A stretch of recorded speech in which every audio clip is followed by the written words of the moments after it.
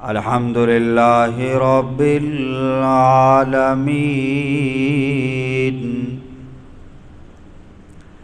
والعاقبة للمتقين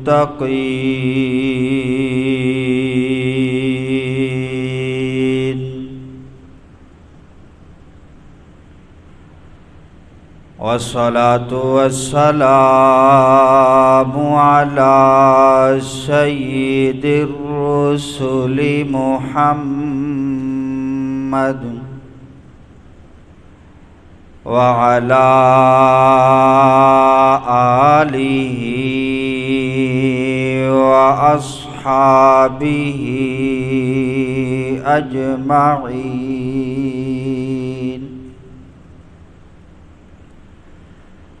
أما بعد فأعوذ بالله من الشيطان الرجيم. بسم الله الرحمن الرحيم.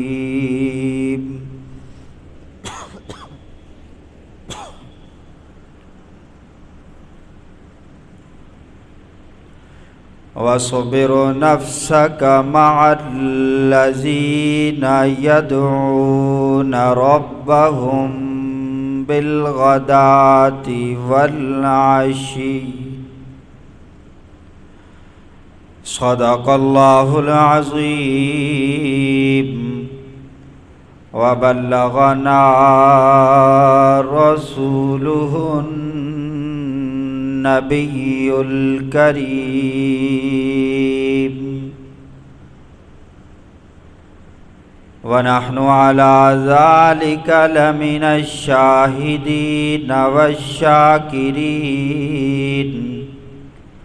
والحمد لله رب العالمين.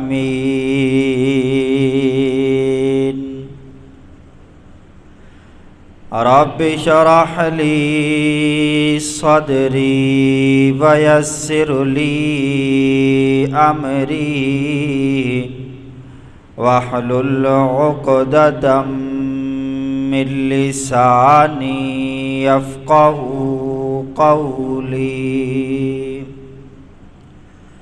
سبحانك لا علم لنا إلا ما علمتنا. اللهم لا علم لنا إلا ما علمتنا إنك أنت العليم الحكيم. إن الله وملائكته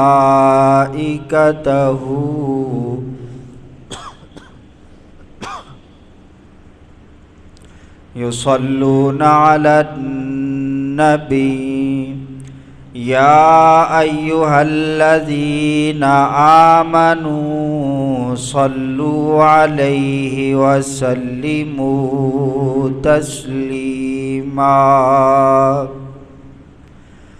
اللهم صل على محمد وعلى آل محمد كما صليت على إبراهيم وعلى آل إبراهيم إنك حميد مجيد. اللهم بارك على محمد وعلى آل محمد كما باركت على إبراهيم وعلى آل إبراهيم إنك حميد مجيد. یا رب صل وسلم دائما ابدا وصل على حبيبك خير الخلق كلهم سبحان ربك رب العزة عما يصفون وسلام على المرسلين والحمد لله رب العالمين۔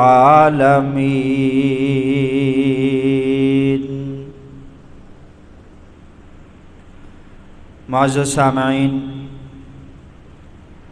اور بزرگان محترم، میں نے آپ کے سامنے قرآن کریم فرقان حمید کی ایک آیت کریمہ تلاوت کی ہے، جس میں اللہ رب العزت نے نبی کریم صلی اللہ علیہ وسلم کو یہ حکم ارشاد فرمایا کہ محبوب وَاصْبِرْ نَفْسَكَ مَعَ الَّذِينَ يَدْعُونَ رَبَّهُمْ بِالْغَدَاةِ وَالْعَشِيِّ، کہ آپ اپنے آپ کو روکیے ان لوگوں کے ساتھ جو صبح اور شام اللہ کا ذکر کرتے ہیں، اور ذکر سے مقصود ان کی اللہ کی رضا ہوتی ہے۔ اب صحابہ کرام نے جس نہج پہ قربانیاں دیں اور پیغمبر علیہ السلام کی اتباع کو انہوں نے اپنایا، اللہ رب العزت نے راضی ہو کر اپنے محبوب کو یہ بات ارشاد فرمائی کہ محبوب آپ اپنے آپ کو ان کی مجلس اور محفل میں بٹھائیے اور اپنے قول و فعل سے ان کی مزید اصلاح فرمائیے۔ چنانچہ اس حکم کی تعمیل میں پیغمبر علیہ السلام صحابہ کرام کی مجلس میں تشریف فرما ہوتے اور مختلف طریقوں کے ساتھ صحابہ کرام کی اصلاح فرماتے، ان کو اپنے قول و فعل سے فیضیاب فرماتے، اور صحابہ کرام اللہ کی اطاعت اور حضور کی اتباع میں مزید آگے بڑھنے کی کوشش کرتے۔ ان بہت ساری مجالس میں سے آج پیغمبر علیہ السلام کی ایک مجلس کا ذکر آپ کے سامنے کروں گا، جس میں پیغمبر علیہ السلام نے صحابہ کرام کو کچھ باتیں ارشاد فرمائیں، اور صحابہ کرام نے جواب میں تربیت کی بنیاد پر اپنے خیالات کا اظہار فرمایا، اور یہ مجلس اپنی تکمیل کو پہنچی اور اللہ نے اس مجلس کو اپنی رضا کا سرٹیفکیٹ عطا فرمایا۔ ارشاد ہوا وَاصْبِرْ نَفْسَكَ مَعَ الَّذِينَ يَدْعُونَ رَبَّهُمْ بِالْغَدَاةِ وَالْعَشِيِّ يُرِيدُونَ وَجْهَهُ، محبوب آپ ان کے ساتھ بیٹھیے جو اللہ کی رضا کو تلاش کرنے کے لیے صبح و شام اللہ کا ذکر کرتے ہیں۔ پیغمبر علیہ السلام بیٹھتے ہیں، چاروں یار بھی موجود ہیں، دیگر صحابہ کرام بھی موجود ہیں۔ پیغمبر علیہ السلام اظہار فرماتے ہیں کہ میرے صحابہ مجھے 3 چیزیں بڑی محبوب اور پسند ہیں، مجھے 3 چیزوں سے بڑا پیار ہے، میری چاہت ہے کہ یہ 3 چیزیں مجھے ملیں، تو جیسے خود آپ نے اپنے لیے پسند فرمایا، امت کے لیے بھی پیغمبر علیہ السلام نے یہی پسند فرمایا۔ آپ فرماتے ہیں کہ مجھے سب سے پہلے نمبر پر خوشبو لگانا پسند ہے، جیسا کہ خوشبو لگانا سارے انبیاء کرام کی سنت ہے، اسی طرح پیغمبر علیہ السلام کی سنت بھی خوشبو لگانا ہے۔ نہ صرف سنت ہے بلکہ حضور نے ارشاد فرمایا مجھے محبوب ہے، پسند ہے خوشبو لگانا۔ اور دوسرے نمبر پہ آپ نے ارشاد فرمایا کہ مجھے پسند ہے کہ بیوی نیک صالح ہو، نیک اور صالح بیوی ہو۔ اور تیسرے نمبر پہ آپ نے ارشاد فرمایا قرۃ عینی فی الصلاۃ، نماز میں میری آنکھوں کی ٹھنڈک ہے، مجھے نماز کے اندر سکون ملتا ہے، میری آنکھوں کو نماز سے سرور ملتا ہے، ٹھنڈک حاصل ہوتی ہے۔ اب دیکھیے ان میں جو پہلی چیز ہے کہ خوشبو لگانا، خوشبو لگانا یہ جسمانی طہارت کا سبب ہے۔ کوئی بندہ خوشبو لگاتا ہے، ہم اگر اس کے پاس کھڑے ہوں تو ہمیں اچھا محسوس ہوتا ہے کہ یہ بندہ جسمانی طور پر پاک اور صاف ہے، طہارت حاصل کیے ہوئے۔ اور دوسرے نمبر پر نیک صالح اچھی بیوی کا ہونا انسان کی ذہنی پاکیزگی کا سبب بنتا ہے۔ انسان ذہنی طور پہ پاک اور صاف ہو جاتا ہے کہ جب کبھی انسان کے خیالات پر شہوات کا غلبہ ہو تو نیک اور صالح بیوی سے انسان جو ہے وہ اپنی ضرورت کو پورا کر سکتا ہے اور اپنے ذہن کو بالکل صاف اور پاک رکھ سکتا ہے۔ اور تیسرے نمبر پہ آپ نے فرمایا کہ نماز میں میری آنکھوں کی ٹھنڈک ہے، تو نماز پڑھنے سے انسان کا دل پاک اور صاف ہو جاتا ہے۔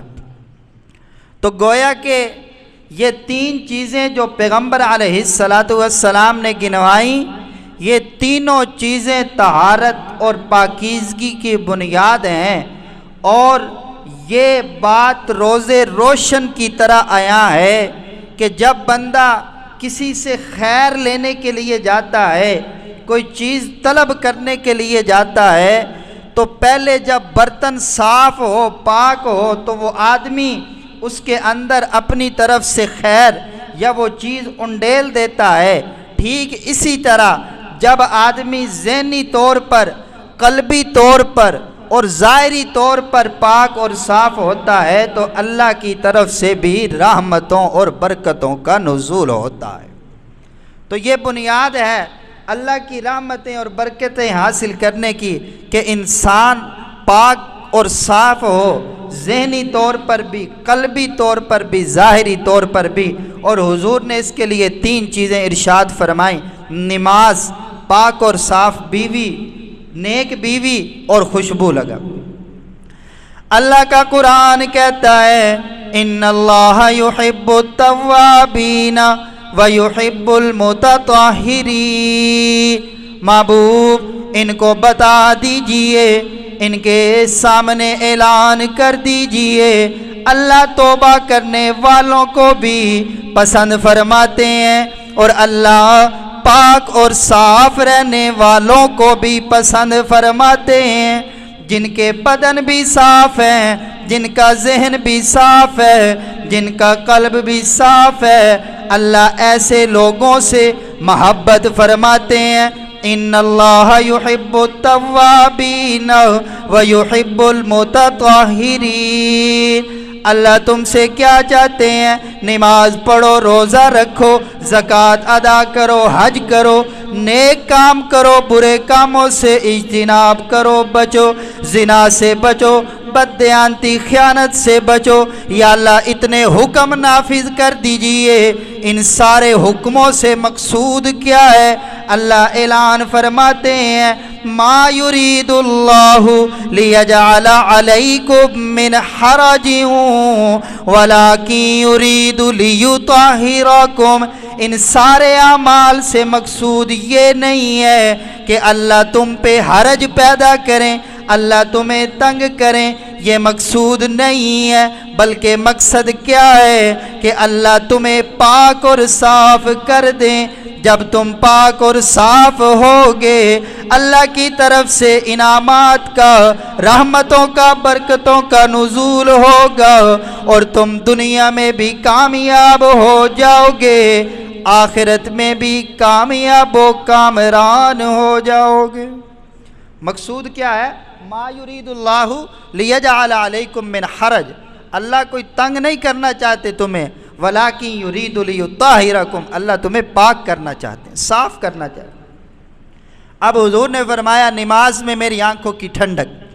ہم دیکھیں ہمارے پاس ایک ڈیبٹ کارڈ ہوتا ہے، ہم شاپنگ کے لیے جاتے ہیں، جیب میں پیسے نہیں، سامان خریدا، کارڈ دکاندار کو دیا، دکاندار نے کارڈ میں سے پیسے نکال کر رسید پر آپ کے سائن کروائے، پیسے جیب میں نہیں ہیں، شاپنگ کرتے جا رہے ہیں، کیوں کہ آپ کے پاس ڈیبٹ کارڈ موجود ہے جو پیسوں کا خزانہ ہے۔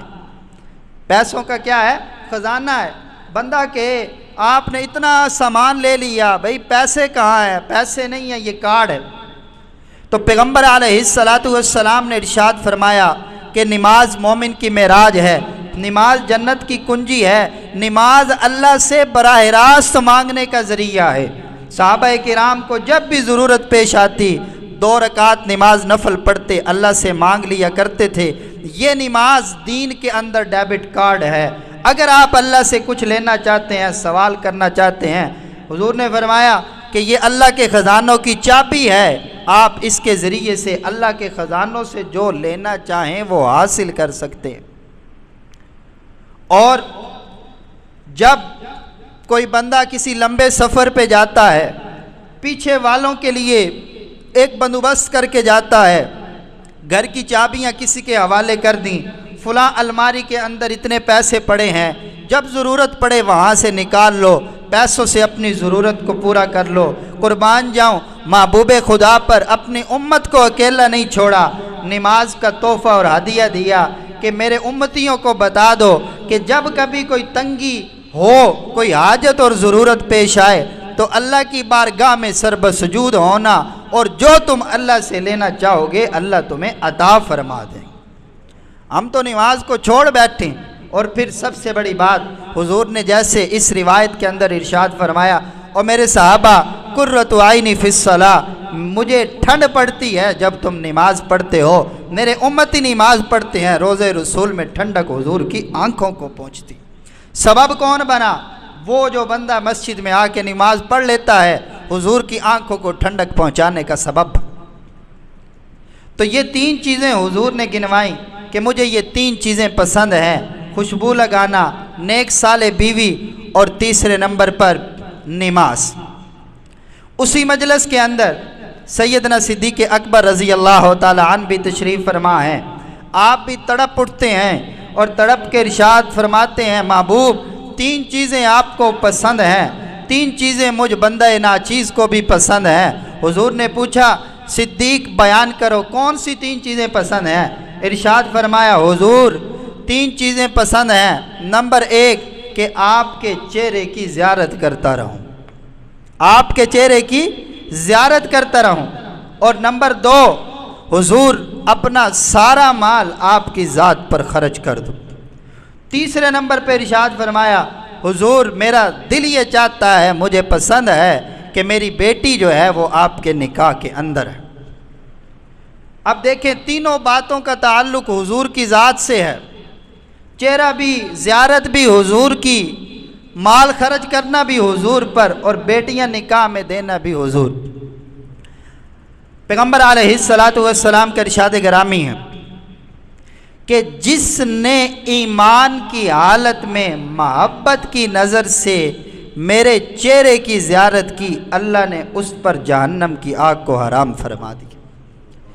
یہی وجہ ہے کہ جس کو خواب میں بھی حضور کی زیارت ہو جائے اس بندے کی جنت پکی ہے کہ اس نے حضور کی زیارت کر لی ہے۔ اس لیے ہر ایرے غیرے نتھو خیرے کو حضور کی زیارت نہیں ہوتی، یہ اللہ والوں کو ہوتی ہے، جن کو ہو جائے ان کی جنت جو ہے وہ پکی ہے، جنت کی ضمانت۔ صحابہ کرام کی قسمت پر قربان جاؤں، صبح بھی حضور کی زیارت کرتے ہیں، شام بھی حضور کی زیارت کرتے ہیں، صبح شام حضور کی زیارت کرتے ہیں، ایمان کی حالت میں محبت کی نگاہ سے حضور کے چہرے کو تکتے ہیں۔ تو بتاؤ جن آنکھوں نے صبح اور شام حضور کی زیارت کی ہو وہ جہنم میں کیسے جا سکتی ہیں؟ جس بندے کا یہ ایمان ہو کہ وہ حضور کی زیارت کرنے والی آنکھیں ان پر جہنم کی آگ اثر کر سکتی ہے، وہ صرف صحابہ کا انکاری نہیں ہے بلکہ حضور کی ذات کا انکاری ہے، آپ کی روایات اور حدیث کا انکاری ہے۔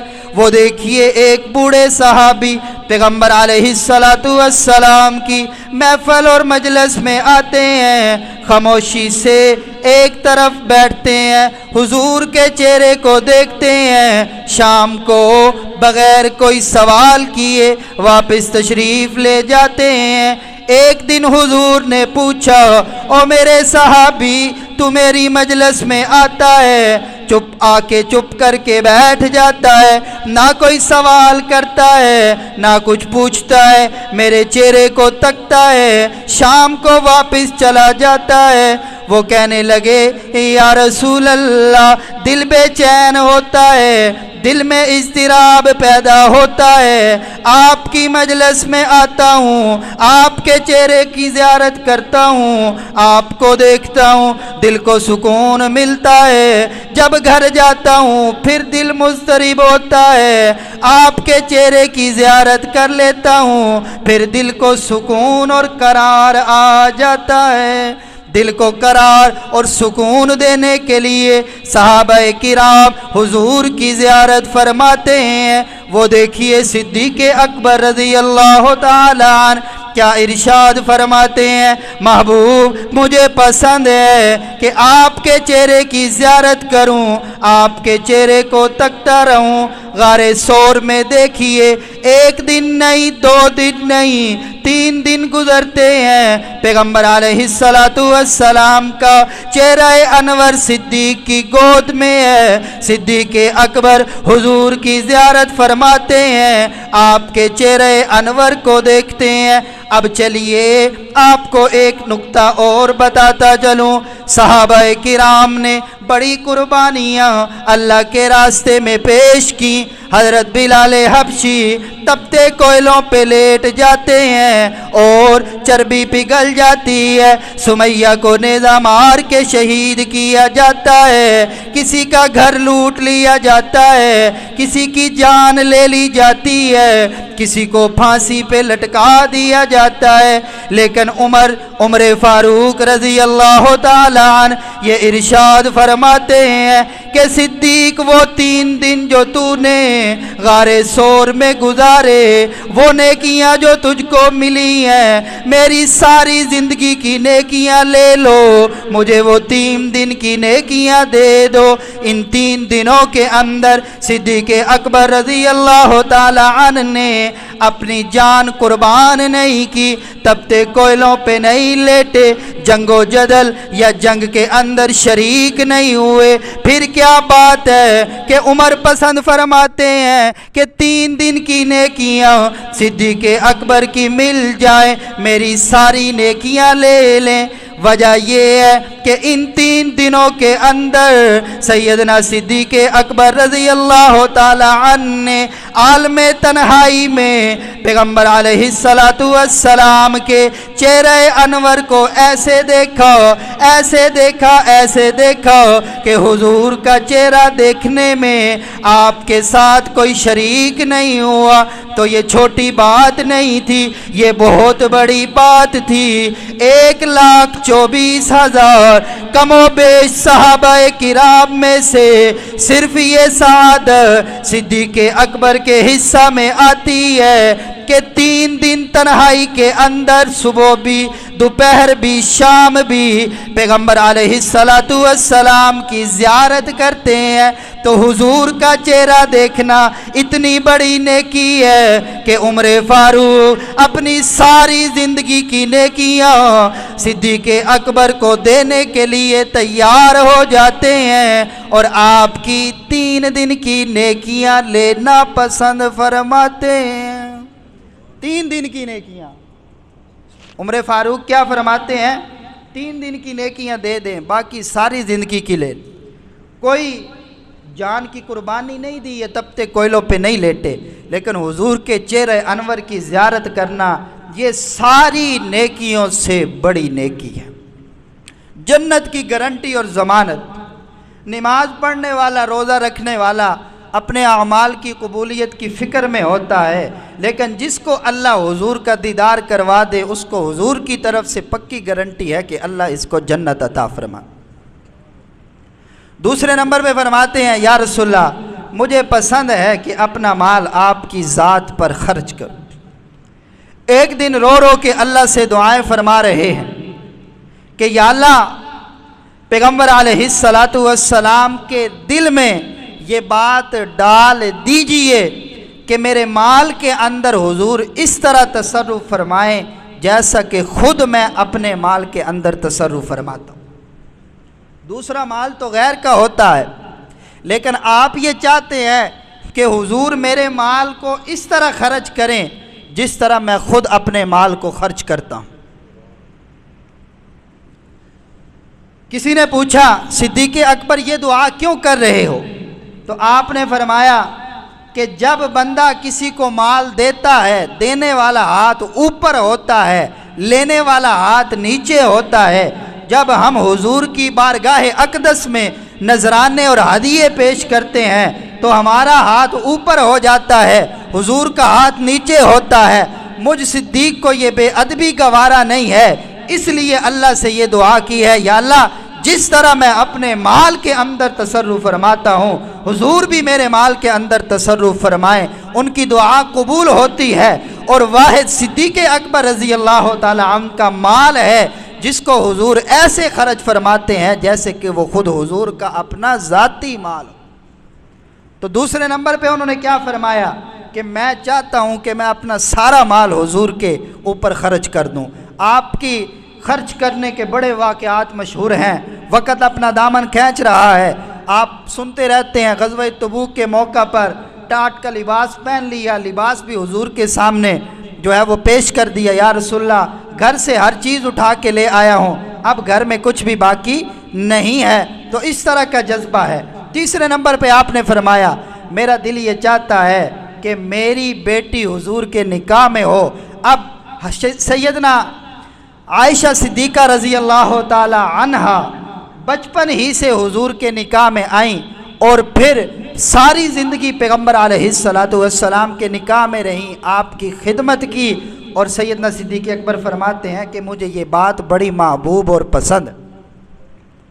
تو تین چیزیں گنوائیں حضور نے، تین چیزیں گنوائیں سیدنا صدیق اکبر رضی اللہ تعالی عنہ نے۔ اسی محفل اور مجلس میں حضور کے جانثار سیدنا عمر فاروق رضی اللہ تعالی عنہ بھی موجود، وہ بھی تڑپ اٹھتے ہیں، تڑپ کے کہتے ہیں یا رسول اللہ مجھے بھی تین باتیں بڑی محبوب ہیں، پسند ہیں۔ حضور نے فرمایا عمر تم بھی بیان کر دو تمہیں کون سی تین باتیں محبوب اور پسند ہیں، جنہیں تم پسند کرتے ہو تمہیں وہ باتیں محبوب ہیں۔ تو فرمانے لگے حضور سب سے پہلے مجھے پسند ہے امر بالمعروف، لوگوں کو نیکی کا حکم دینا، مجھے یہ بڑا محبوب ہے، بڑا پسند۔ اور دوسرے نمبر پہ فرمایا نہیں عن المنکر، برے کاموں سے روکنا، حضور مجھے یہ بڑا محبوب ہے، بڑا پسند ہے۔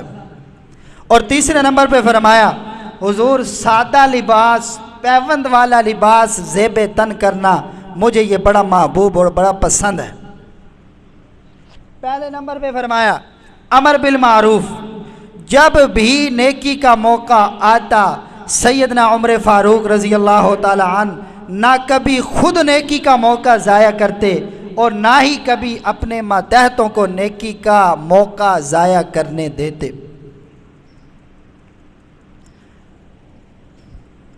ایک مرتبہ صحابہ کرام نے کسی جگہ پر لشکر کشی کی، فتح حاصل ہو گئی، فتوحات کا دروازہ کھلا، اب مسلمانوں کا لشکر کچھ وقت کے لیے فارغ ہو گیا، کچھ وقت کے لیے مجاہدین فارغ ہو گئے۔ تو سیدنا عمر فاروق رضی اللہ تعالی عنہ نے خط لکھا امیر لشکر کو کہ میرا یہ حکم ہے کہ جب تک یہ لشکر فارغ ہے یہ قرآن کو حفظ کرنا شروع کریں، کیونکہ جنگ یمامہ کے اندر بہت سارے حفاظ جام شہادت نوش کر چکے ہیں، تو لہٰذا ان کو جو ہے وہ قرآن حفظ کروایا جائے۔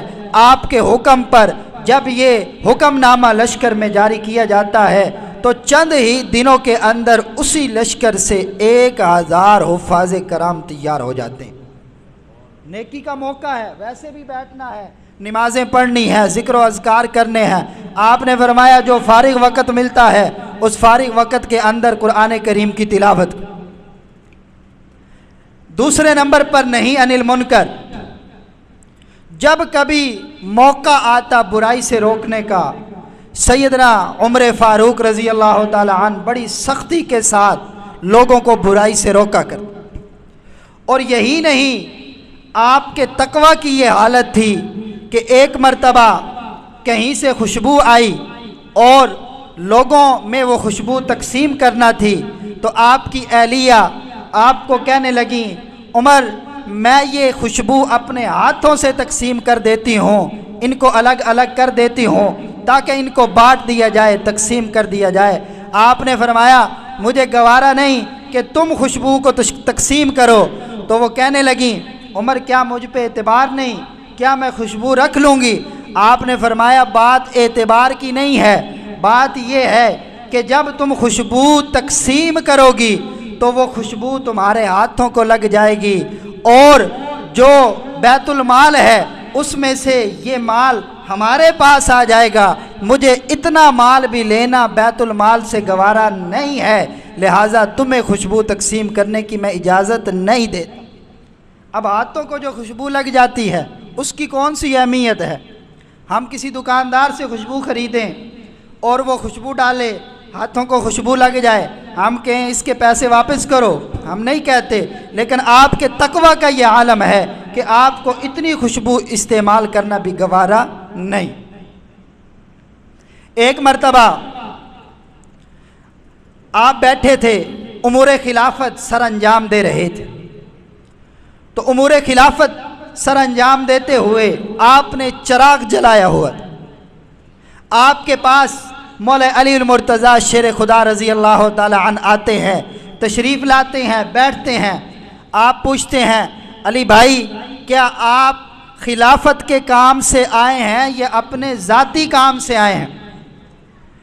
تو مولا علی نے فرمایا کہ عمر میں تو اپنے ذاتی کام سے آیا ہوں۔ آپ نے پھر پوچھا کہ آپ واقعتاً اپنے ذاتی کام سے آئے ہیں؟ فرمایا ہاں میں اپنے ذاتی کام سے آیا ہوں۔ آپ نے فوراً چراغ گل کر دیا، بجھا دیا۔ مولا علی نے پوچھا عمر یہ کیا کیا؟ ہم نے بیٹھنا تھا، روشنی کے اندر ایک دوسرے سے باتیں کرنا تھیں، تم نے چراغ گل کر دیا۔ حالانکہ جب مہمان آتا ہے چراغ جلایا جاتا ہے، روشنی کی جاتی ہے، چراغا کیا جاتا ہے، تم نے چراغ بجھا دیا۔ آپ نے فرمایا یہ جو چراغ جل رہا ہے اس کے اندر جو تیل استعمال ہوا ہے وہ بیت المال کا ہے۔ جب تک ہم اپنی ذاتی گفتگو میں ہیں مجھے گوارا نہیں ہے کہ ہم اپنی ذاتی گفتگو کے لیے بیت المال کا تیل استعمال کریں۔ یہ ہے امر بالمعروف اور نہیں عن المنکر۔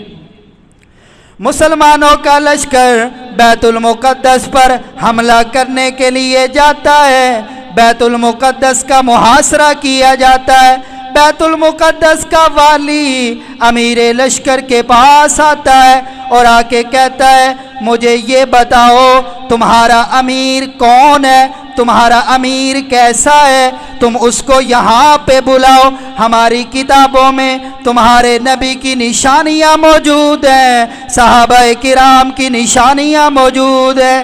اگر ہم نے تمہارے امیر میں وہ نشانیاں دیکھیں جو ہماری کتابوں میں موجود ہیں تو ہم بغیر لڑے بیت المقدس کی چابیاں تمہارے حوالے کر دیں گے، بیت المقدس کی چابیاں تمہارے حوالے کر دیں گے، وگرنہ تم کوشش کرو، تم جنگ کرو، ہمیں مار ڈالو، ہمیں قتل کر ڈالو، ہم تمہیں بیت المقدس نہیں دیں گے۔ سیدنا عمر فاروق رضی اللہ تعالیٰ عنہ ارشاد فرماتے ہیں امر بالمعروف مجھے پسند ہے، نہی عن المنکر مجھے پسند ہے، سادہ لباس پہننا، پیوند لگا لباس پہننا مجھے پسند ہے۔ تو وہ کہتے ہیں اپنے امیر کو بلائیے، پیغام بھیجا جاتا ہے۔ سیدنا عمر فاروق رضی اللہ تعالیٰ عنہ جیسے پیغام ملتا ہے تیاری کرتے ہیں اور سفر کے لیے روانہ ہونا چاہتے ہیں۔ جو مشیر ہیں، مشورہ دینے والے ہیں، جب آپ کی حالت دیکھتے ہیں آپ کو کہتے ہیں امیر المؤمنین آپ نے یہودیوں کے پاس جانا ہے، اپنا رعب اپنا دبدبہ دکھانا ہے، آپ نے یہ سادہ لباس پہنا ہے، آپ کی قمیض پر دوسرے پیوند بھی ہیں، چمڑے کے پیوند بھی ہیں، آپ اس کو اتار دیجئے، نیا لباس پہنیے۔ آپ اونٹ کی سواری پہ ہیں، آپ اونٹ کو چھوڑیے، آپ گھوڑے کو لیجئے اور گھوڑے پہ سوار ہو کر ان کے پاس جائیے تاکہ آپ کی شان و شوکت دیکھ کر ان پر آپ کا رعب اور دبدبہ قائم ہو۔ عمر نیا لباس پہنتے ہیں، گھوڑے کی سواری لیتے ہیں، سفر پہ روانہ ہوتے ہیں، تھوڑی دور چلتے ہیں، پھر واپس آتے ہیں اور اپنے مشیروں کو کہتے ہیں، صحابہ کو کہتے ہیں میرے دل کی حالت تبدیل ہو رہی ہے، مجھے پسند نہیں کہ میں نیا لباس پہن کے جاؤں، میں گھوڑے کی سواری کرتا ہوا جاؤں، میرا پرانا کرتا مجھے دو۔ نیا کرتا اتارتے ہیں، پرانا کرتا زیب تن کرتے ہیں، اس پہ چمڑے کا پیوند ہے، اونٹ کی سواری لیتے ہیں، جاتے ہوئے کوئی لشکر ساتھ نہیں ہے، کوئی پروٹوکول ساتھ نہیں ہے، ایک غلام آپ اپنے ساتھ لیتے ہیں اور غلام کے ساتھ یہ معاملہ طے ہوتا ہے، ایک منزل پر میں اونٹ پر سواری کروں گا، دوسری منزل پر میں پیدل چلوں گا، تم سواری کرو گے، معاملہ طے ہوتا ہے، غلام اونٹ پہ سوار ہوتا ہے، آپ پیدل چلتے ہیں، منزل گزرتی ہے، آپ سواری کرتے ہیں، غلام پیدل چلتا ہے، بیت المقدس قریب آ جاتا ہے، آخری منزل ہے، سیدنا عمر فاروق کی باری، اونٹ کی رسی پکڑ کر چلنے کی ہے، غلام کی باری اونٹ پر سوار ہونے کی ہے۔ جو غلام ہے وہ رو کے کہنے لگا امیر المؤمنین آخری منزل ہے، میں یہ چاہتا ہوں کہ میں اپنی باری آپ کو دے دوں، آپ اونٹ پہ سوار ہو جائیے، میں اونٹ کی رسی پکڑتا ہوں، میں آپ کے ساتھ چلتا ہوں۔ آپ نے فرمایا یہ انصاف کا تقاضا نہیں ہے، انصاف یہ ہے بڑا ہو چھوٹا ہو، غلام ہو امیر ہو، سب کے لیے حقوق ایک ہیں، میں نیچے چلوں گا، میں رسی پکڑوں گا تو اوپر سوار ہوگا۔ اسی حالت میں یہ دونوں امیر المؤمنین 22 لاکھ مربع میل پر حکومت کرنے والا حکمران عمر دیکھو جب چلتا ہوا جا رہا ہے تو قمیض پر پیوند لگے ہیں، صرف کپڑے کے پیوند نہیں لگے، چمڑے کے بھی پیوند لگے ہیں، رسی پکڑی، غلام اوپر ہے، بیت المقدس میں جاتے ہیں، لشکر والے پوچھتے ہیں وہ تمہارا امیر ہے؟ کہا وہ امیر نہیں ہے بلکہ جو لشکر کے ساتھ چل رہا ہے یہ ہمارا امیر ہے۔ جب وہ دیکھتے ہیں کہ امیر المؤمنین مسلمانوں کے خلیفہ وہ مہار پکڑ کے چل رہے ہیں اور غلام اونٹ پہ سوار ہے، وہ فوراً اندر جاتے ہیں، بغیر لڑے، بغیر جنگ کیے، بغیر خون بہائے چابیوں کا گچھا امیر لشکر کے حوالے کر دیتے ہیں کہ ہم نے اپنی کتابوں میں پڑھا تھا کہ محمد کا غلام آئے گا، اس کے کپڑے پھٹے ہوں گے، کپڑوں پہ پیوند ہوگا، غلام اونٹ پہ سوار ہوگا، وہ رسی پکڑ کے چل رہا ہوگا، وہ بیت المقدس کو فتح کرے گا۔ جب وہ ساری کی ساری نشانیاں پوری ہو گئیں، ہم نے چابیوں کا گچھا آپ کے حوالے کر دیا، چاہے قربانیاں دے، چاہے جانوں کے نذرانے پیش کریں، پھر بھی بیت المقدس ان کے حوالے کرنا ہے، ہم بغیر لڑے بیت المقدس امیر المؤمنین کے قدموں میں رکھ دیتے ہیں، بغیر لڑے، سادہ لباس۔ کیا فرمایا؟ امر بالمعروف مجھے پسند ہے، نہیں عن المنکر مجھے پسند ہے، اور مجھے یہ پسند ہے کہ میں سادہ لباس پہن۔ تو معزز سامعین، یہ تھی صحابہ کرام کی زندگی۔ میں نے شروع کے اندر آیت پڑھی تو بہت سارے احباب بعد میں تشریف لائے ہیں، تو بات سمجھانے کے لیے عرض کیے دیتا ہوں۔ اللہ نے قرآن میں فرمایا وَاصْبِرْ نَفْسَكَ مَعَ الَّذِينَ يَدْعُونَ رَبَّهُمْ بِالْغَدَاةِ وَالْعَشِيِّ يُرِيدُونَ وَجْهَهُ، محبوب آپ ان کی مجلس اور محفل میں بیٹھیے جو صبح و شام ذکر کرتے ہیں اللہ کا، چاہتے کیا ہیں؟ یریدون وجہ، اللہ کی رضا چاہتے ہیں۔ محبوب حکم کی تکمیل کے لیے، اللہ کی حکم کی تکمیل کے لیے صحابہ کی مجلس میں بیٹھتے ہیں، احادیث بھی سناتے ہیں، اپنے قول سے عمل سے ان کی تربیت کرتے ہیں۔ تو بہت ساری مجالس قائم ہوئیں، یہ بڑی خوبصورت مجلس تھی۔ اس مجلس کے اندر حضور نے فرمایا مجھے 3 باتیں پسند ہیں۔ صدیق اکبر نے فرمایا مجھے 3 باتیں پسند ہیں۔ عمر فاروق رضی اللہ تعالیٰ عنہ نے فرمایا مجھے 3 باتیں پسند ہیں۔ یہاں تک بات ہماری ہو چکی، پھر سیدنا عثمان غنی نے بھی فرمایا کہ مجھے 3 باتیں پسند ہیں۔ مولا علی نے بھی فرمایا، پھر جبریل امین نے بھی فرمایا، پھر خود خدا نے بھی فرمایا کہ مجھے 3 باتیں پسند ہیں۔ اب سیدنا عثمان غنی رضی اللہ تعالیٰ عنہ کو کون سی 3 باتیں پسند ہیں؟ مولا علی کو کون سی 3 باتیں پسند ہیں؟ جبریل امین کو کون سی 3 باتیں پسند ہیں؟ اللہ کو کون سی 3 باتیں پسند ہیں؟ انشاءاللہ اگلے جمعہ کی حاضری میں اس پر تفصیلی گفتگو ہوگی۔ جو کچھ سنا اللہ رب العزت اس پر عمل کرنے کی توفیق عطا فرمائے۔ تو پچھلے جمعہ کی حاضری میں آپ کے سامنے وہ مسجد کا معاملہ رکھا تھا اور آپ کو بتایا تھا کہ معاملہ یہ میرا یا انتظامیہ کمیٹی کا نہیں ہے، بلکہ سارے محلے والوں کا ہے۔ یہ جو انتظامیہ کمیٹی ہوتی ہے یہ تو صرف محلے کی طرف سے ترجمان ہوتی ہے جو حکموں کا نفاذ کرتی ہے مسجد کے اندر، تو اصل کام تو آپ کا ہے۔ تو پچھلے جمعہ آپ کو بتایا تھا کہ مسجد کے اندر 9 پلیٹیں لگوا کر یہ جو سولر پینل ہے اس کو وسیع کرنے کا پروگرام ہے، تاکہ بجلی جب جاتی ہے تو کسی قسم کی پریشانی کا سامنا نہ ہو۔ کیونکہ پہلے ہی ہماری نمازیں ایسی ہیں کہ نماز پڑھتے ہوئے کوئی دکان پہ ہے، کوئی مکان پہ ہے، کوئی کسی کام پہ ہے، تو جب بجلی چلی جاتی ہے پھر ہم سی بھی کرتے ہیں، اور کبھی ایسے اور کبھی ایسے کرتے ہیں۔ تو یہ پسینہ آنا وہ وقت تو رہا نہیں جب قربانیوں والے لوگ تھے، مشقتیں برداشت کرتے تھے۔ تو اس کے لیے مساجد کے اندر یہ سہولت اس لیے دی جاتی ہے کہ پرسکون ماحول کے اندر عبادت کی جائے، تلاوت قرآن کی جائے، ذکر و اذکار کیا جائے، اور بندہ پرسکون ہو کر یہ سارے کام سر انجام دے۔ تو اس کے لیے یہ ہے۔ بجلی اب تو بہت زیادہ جانی شروع ہو گئی ہے، آنے والے وقت میں ہو سکتا ہے مزید جانا شروع ہو جائے۔